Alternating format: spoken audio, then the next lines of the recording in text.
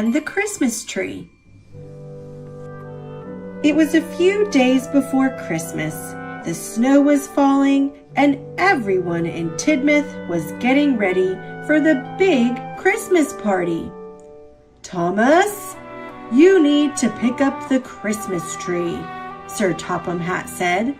"It is a very important job because everyone comes to see the tree and sing carols around it." "Oh, thank you, sir. You can count on me," replied Thomas, and he puffed away. Let's see who's behind these doors. We've got a man with packages, some Christmas wreaths, another Christmas wreath, and let's see who's over here. Oh, looks like a lady decorating for Christmas. The next morning, Thomas had still not returned with the important Christmas tree. "Thomas must be stuck in the snow," said Sir Topham Hatt. "Donald and Douglas, I need you to rescue him." The twins struggled through the snow, but they couldn't find Thomas. Suddenly, Harold appeared overhead. "I see Thomas!" he cried. Do you see Thomas? I think I see him. There he is, covered in snow. Let's see what's happening over here. Oh, he's smiling now. And let's see what's over here. There's Harold. Thomas was indeed stuck in the snow. Luckily, Donald and Douglas had brought workers to help dig him out. Soon, James came along to give Thomas a helpful push, and in no time, Thomas's wheels were clear. Oh, there's somebody to help dig Thomas out. And there's the other person. Let's see who's behind here. Oh, there's James, ready to give him a push. All the engines worked together to clear the tracks and help Thomas carry the Christmas tree back to Tidmouth Station. Everywhere they went, people came out to wave and cheer them on. The people saw that Thomas had the important tree, and they knew the Christmas party would begin soon.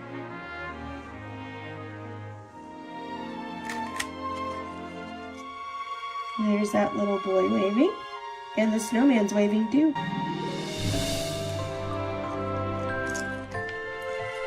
Looks like she's having fun sledding. There was just enough time to decorate the tree before the party began. "Hooray for Thomas!" cried Sir Topham Hatt. "I don't mind getting stuck in the snow if I can get the tree every year," said Thomas with a smile. There's Sir Topham Hatt decorating the tree. And let's see who we have over here. Oh, there's a little girl with all the decorations. The people of Tidmouth came together to give gifts and sing carols. Everyone agreed it was a beautiful tree and a wonderful Christmas party. I bet I know what's on top of the tree. What do you think? Let's see if you're right. Did you guess a star?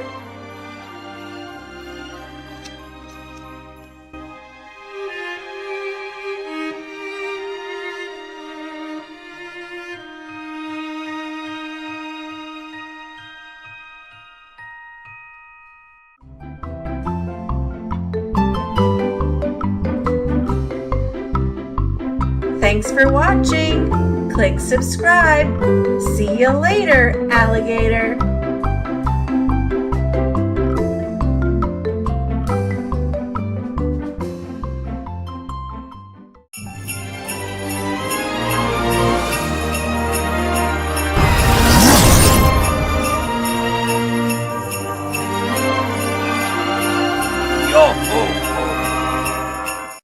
Pinkalicious, Merry Pinkmas by Victoria Can.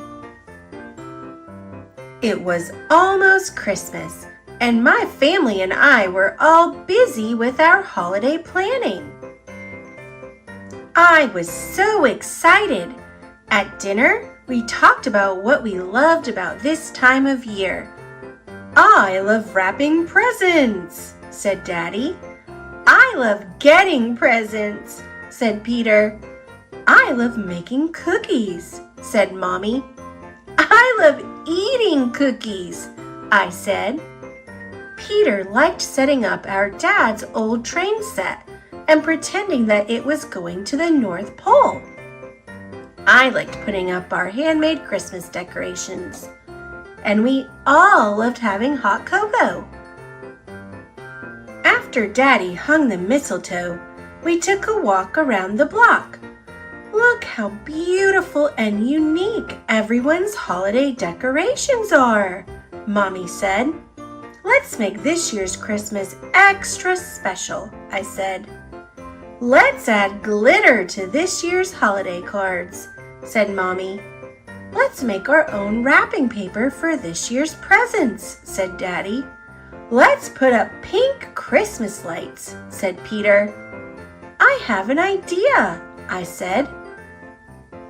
Let's get a pink tree this year, I shouted.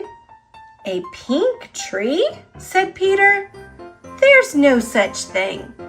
Of course there is, I said. We saw one at the department store. Remember? They come in forest green, gold, white, and pink. I was smiling at the idea, but no one else was. Mommy looked alarmed. Daddy looked doubtful. Peter looked thoughtful. Why weren't they cheering? What could be prettier than a pink tree? Pinkalicious, we always get a real tree from a tree farm, said Mommy. That's our family tradition. Please, Mommy, I begged. Besides, there are lots of different kinds of traditions. Some people ride in sleighs. We don't. We sing carols in our car.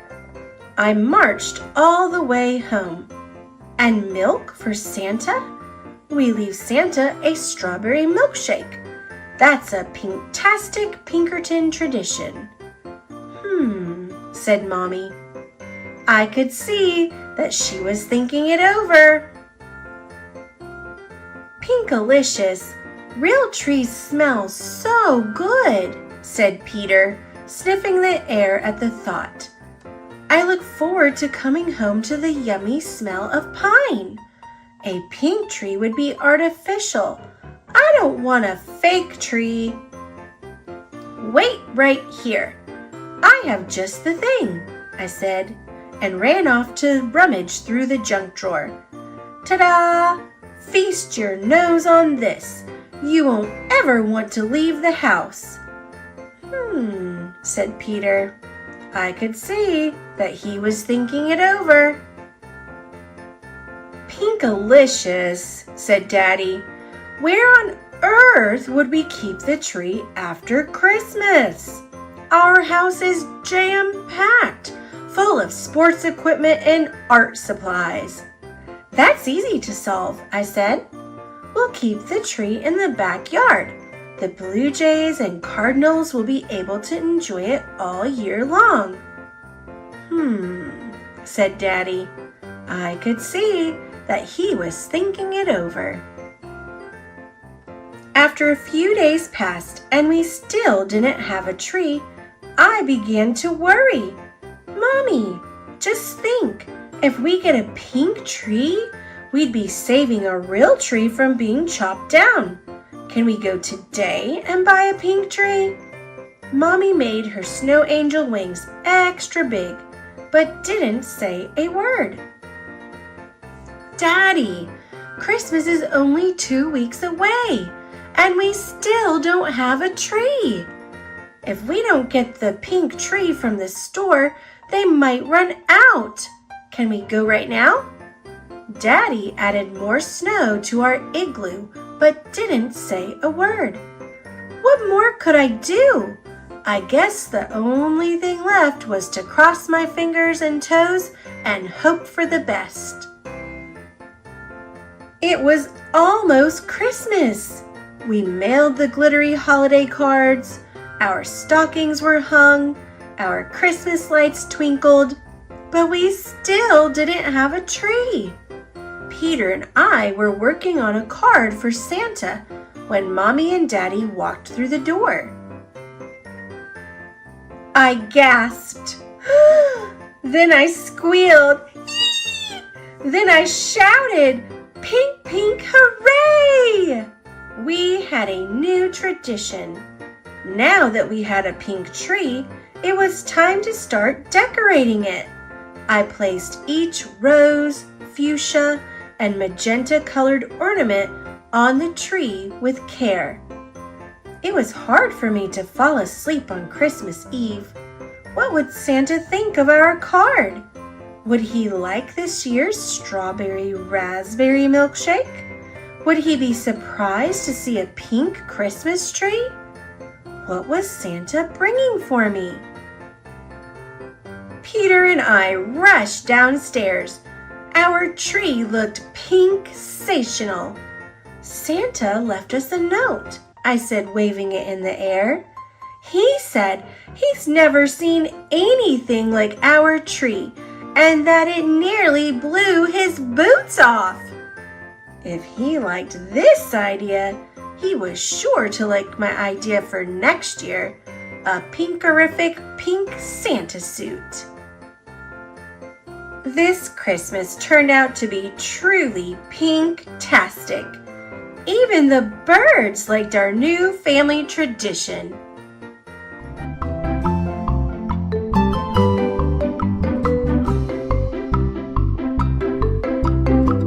Thanks for watching. Click subscribe.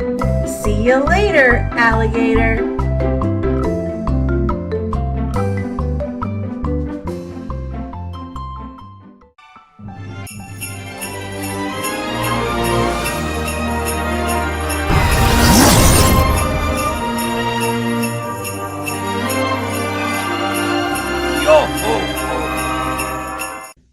The Christmas Owl, based on the true story of a little owl named Rockefeller, by Ellen Kalish and Gideon Steerer, illustrated by Ramona Kalitsky. Once in a little town, in a little front yard, lived a little owl high in the branches of a very big tree. For the curious little owl, not even a year old, the world was filled with wonder. Streams were for splashing, forests were for flying, and friends of all feather were merrily made. One day, when winter had arrived, the town around her began to transform. Houses were decorated, lights were strung, jingles and music filled the icy air. Little Owl watched and listened, and that night, when darkness came, the whole town glittered and glowed. "What is going on here?" she asked her friends. "Christmas," said Moose. "And what is that?" Little Owl said.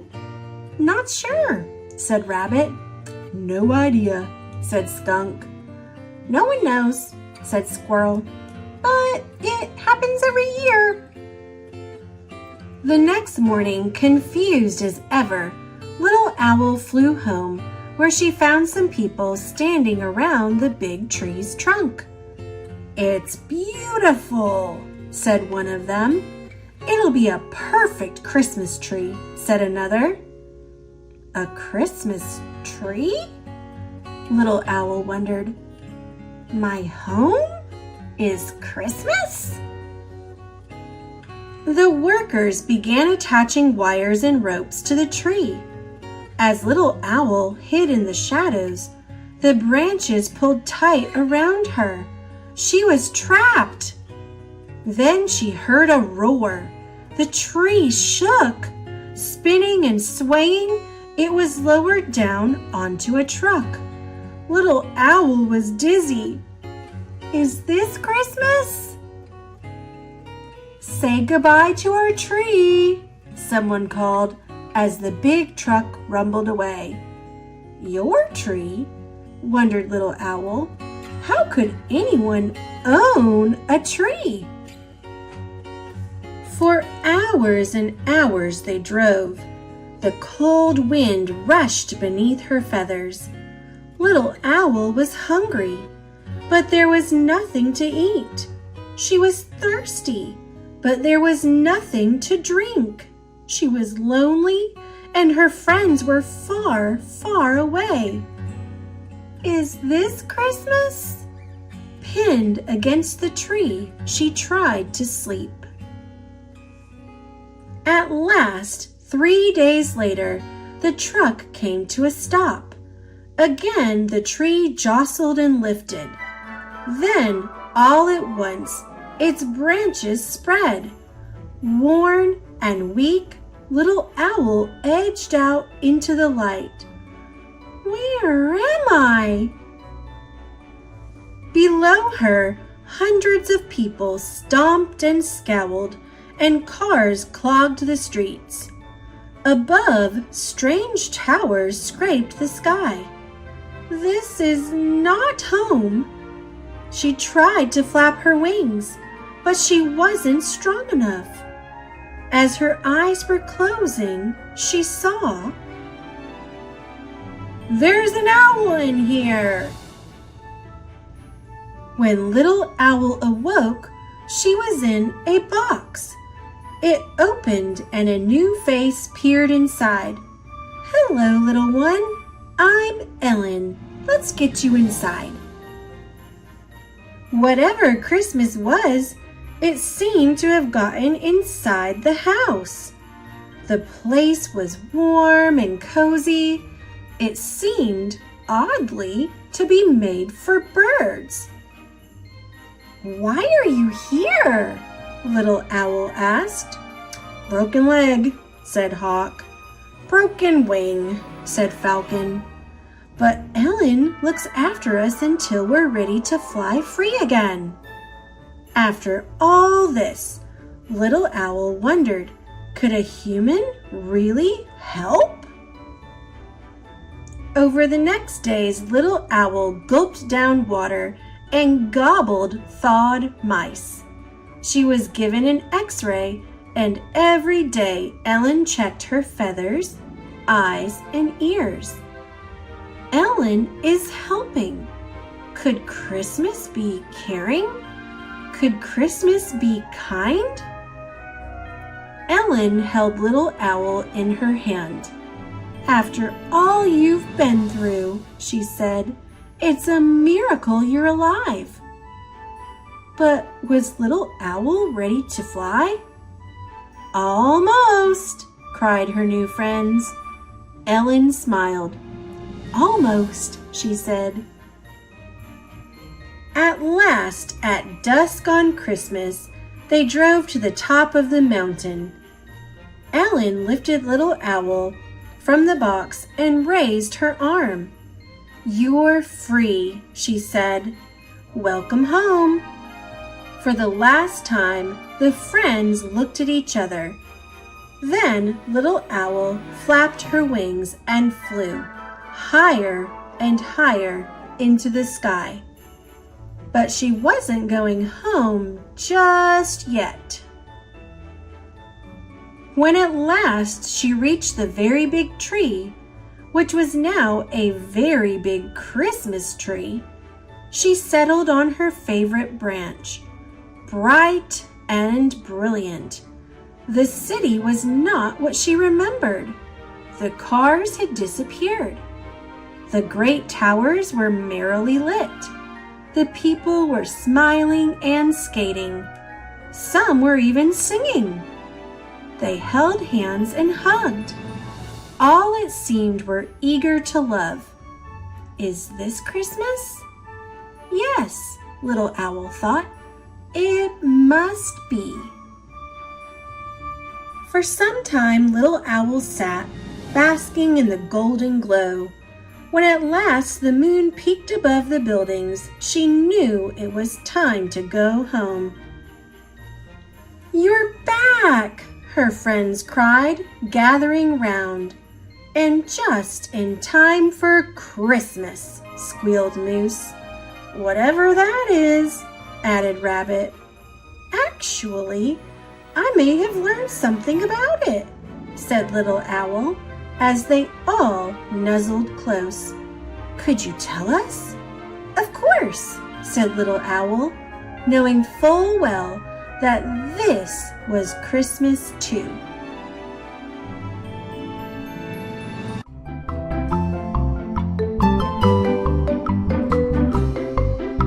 Thanks for watching. Click subscribe. See you later, alligator.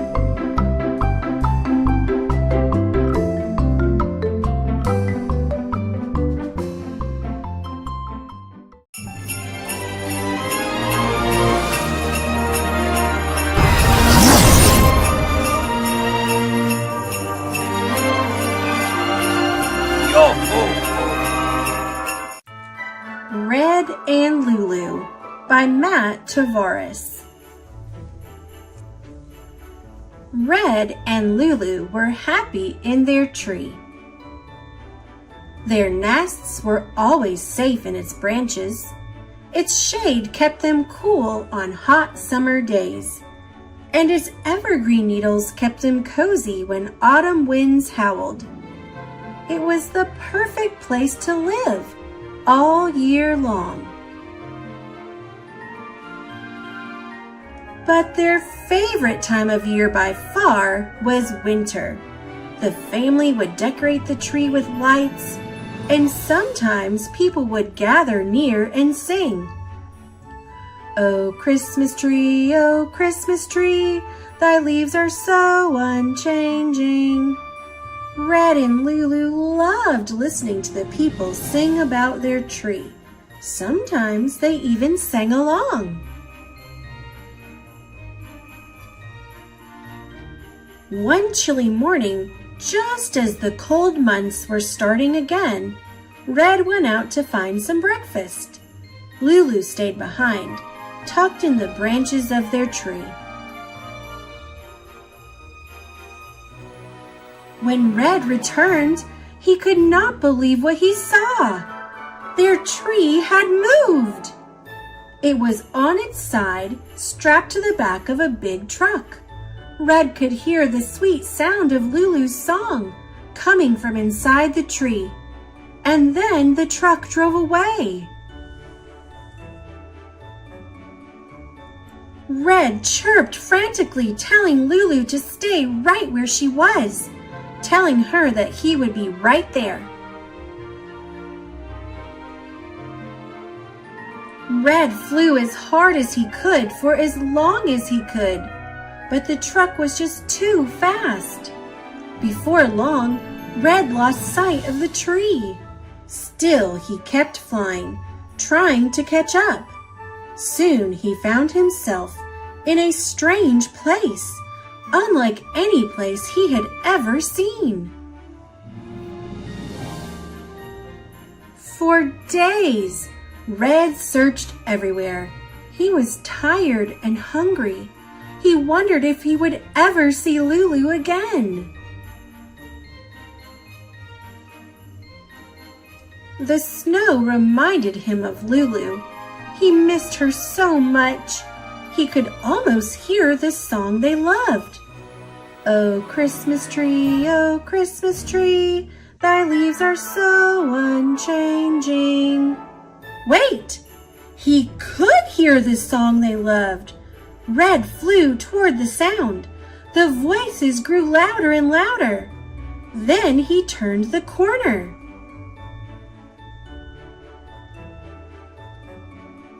Red chirped with glee and soared over the singing crowd. He flew right for their favorite branch. Lulu!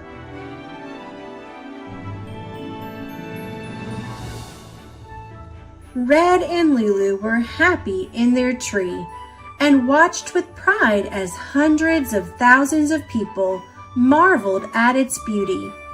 But then one day, workers came and took their tree away again.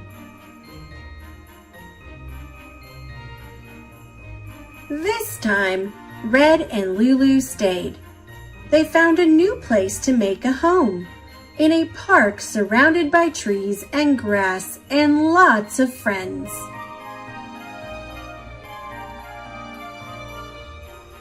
Now, every year, when the air turns cold, Red and Lulu take a special trip. And when the crowd comes to sing, they sit together, snuggled close on a snowy branch, and listen. Oh, Christmas tree, thy leaves are so unchanging. Sometimes they even sing along. The Rockefeller Center Christmas Tree. Before there were even any buildings in New York City's Rockefeller Center, there was a tree. On Christmas Eve in 1931, construction workers decorated a 20-foot evergreen with whatever they could find.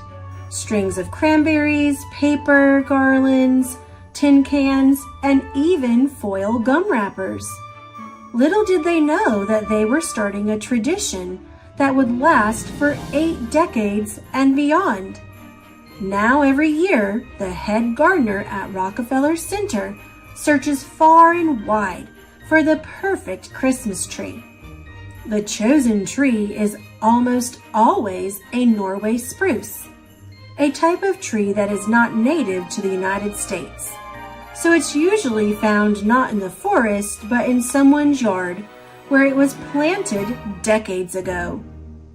Once on its pedestal, the Rockefeller Center Christmas tree stands as tall as an 8-story building and is decorated with more than 45,000 multicolored lights. The star on top weighs 550 pounds. Every year, on the first Wednesday after Thanksgiving, 200,000 people pack into Rockefeller Center to watch the annual tree lighting ceremony, while millions more watch on television.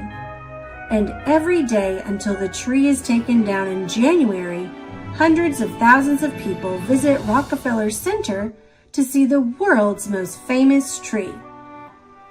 When the holiday season is over, the Rockefeller Center Christmas tree is donated to Habitat for Humanity, a charitable organization that uses lumber from the tree to build homes for families in need.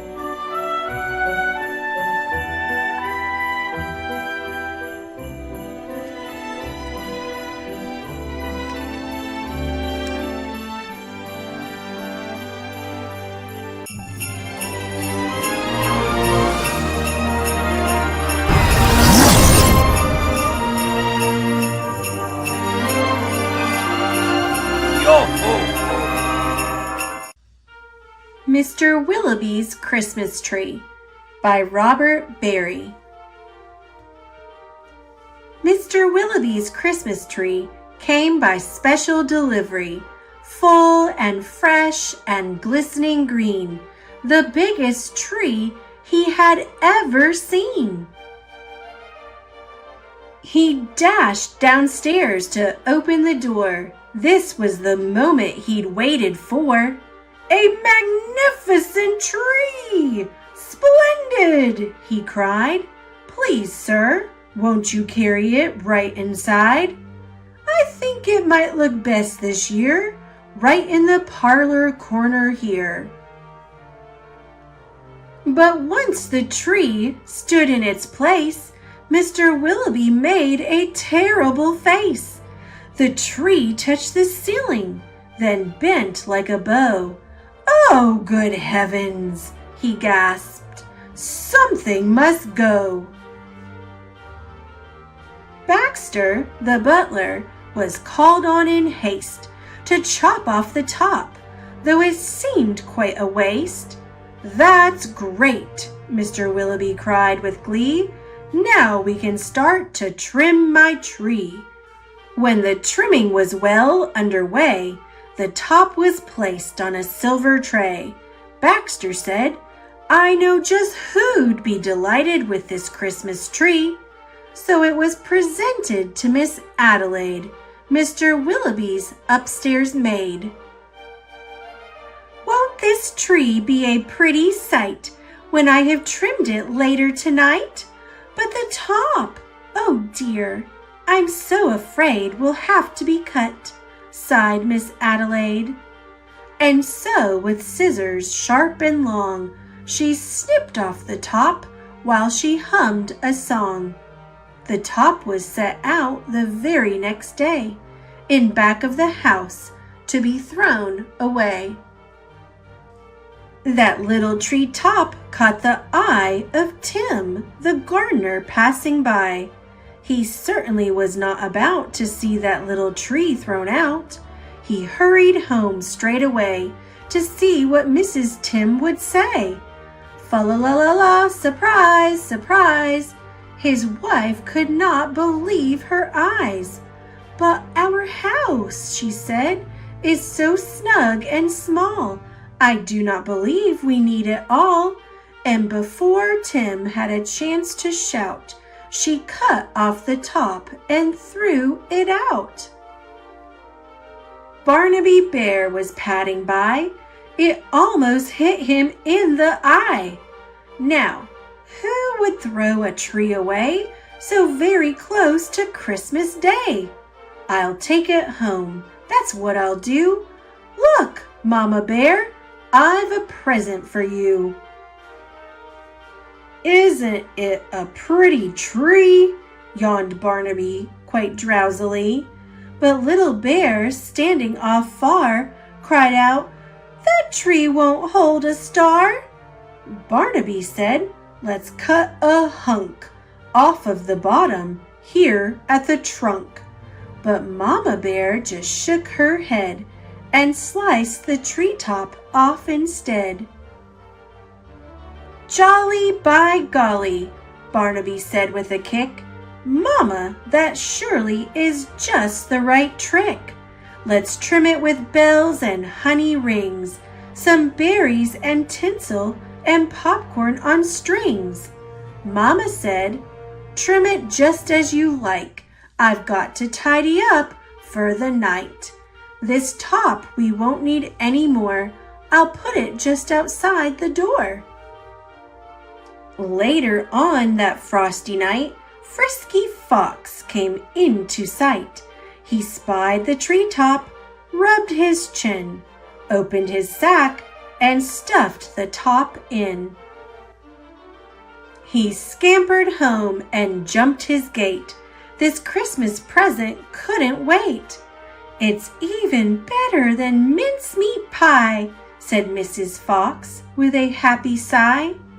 Then the foxes saw that their Christmas prize was just a wee bit oversize. "There, my dears, don't you worry. I'll fix this top now in a hurry." Benjamin Rabbit found it then, just outside the fox's den. "It seems," he thought, "most certainly Santa left that for my family. Look," he cried, "see the tree I found?" With that he called his family round. Then there was a merry-making, rollicking, frolicking, carrot-shaking celebration around the tree. all were as happy as rabbits can be. Benjamin Rabbit, with his own hand, sliced a carrot and made a stand. Now let's see how this will look in our little chimney nook. But right away the children cried, "Look, it's leaning off to one side." "It's too tall, that's all," said Mrs. Rabbit, and as though it were a summer carrot, she gave it a chop and threw away the top. Then Mistletoe Mouse just happened to see that tiny tip of a Christmas tree. He pulled it through the snow and ice. Up some stairs, he fell down twice. At last he reached his cozy house. "It's just the right size," said Mrs. Mouse. Then at the top, if you please, they put a star made out of cheese. Oh, wasn't it grand to have a tree exactly like Mr. Willoughby?